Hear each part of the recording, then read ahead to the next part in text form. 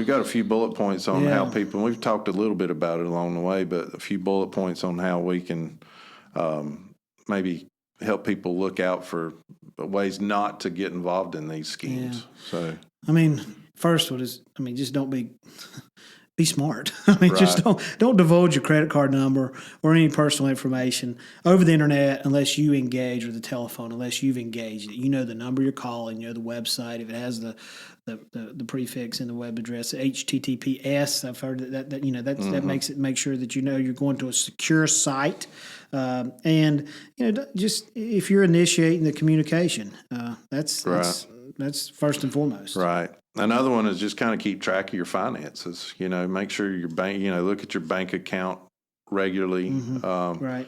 Make sure that money is flowing where it should flow, where you've directed it to flow, and that nothing fishy looks, which is common sense. Just actively monitoring, making sure. A lot of credit cards and bank accounts or banks have a service that'll reach out to you automatically through, or there's services like LifeLock, and I'm not promoting anyone over another, but there's services out there that'll detect that suspicious activity. And I caught a transaction on my account in the last, 6 months. Someone had dinged my account for $500, which is, that I need that $500. I want that $500, and it was sent to somewhere in Louisiana, and I haven't been anywhere near Louisiana in a long time, or bought something from there that I know of, and luckily I caught it the day of, and my bank was able to help me.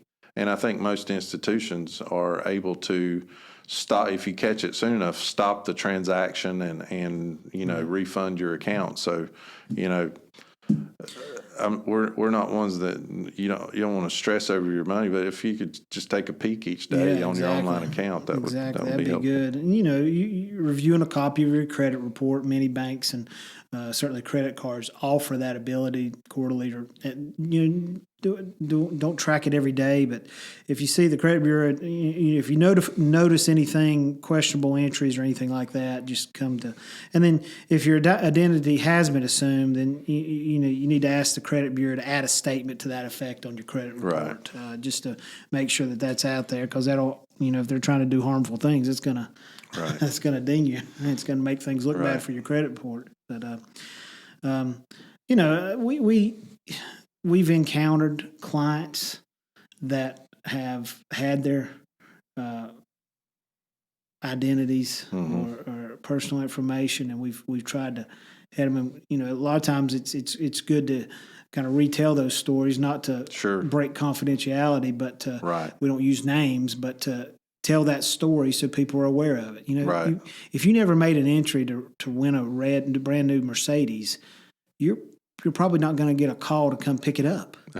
If you hadn't paid for it, or they're not giving it away. We had an instance where they were wanting an individual to pay the delivery fee for the brand new red Mercedes convertible. They asked us what we thought, said it was totally. Well, they had already sent like $200. They were going to get more. They had to alert their bank, but they were just trying to get $200, not $2,000. They were just if they do that 5 or 6 times a day, in their and that's a whole other. This person was a senior, which seniors I think have traditionally been targeted,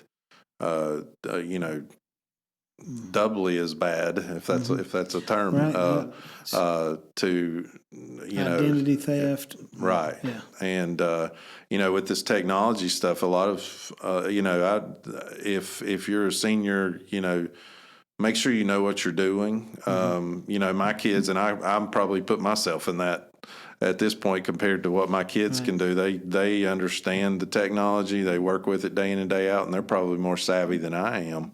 But if you don't understand what you're doing, you might want to take some time to learn, why, what you can and can't do on Facebook or whatever you're doing. They're great tools, but make sure you know where you're going. And all of us, like we said at the beginning, are online on the internet more and more each day, and it's required for our lives. But Got to be careful. Yeah. The other thing that I've been seeing a lot, Ryan, is text messages. Yeah, that's exactly right. That's where I'll get a text message that says, I've had stuff saying the IRS is needing to speak with me, or that I'm identified in some sort of, that I'm going to be sued or something like that if I don't react to this. And,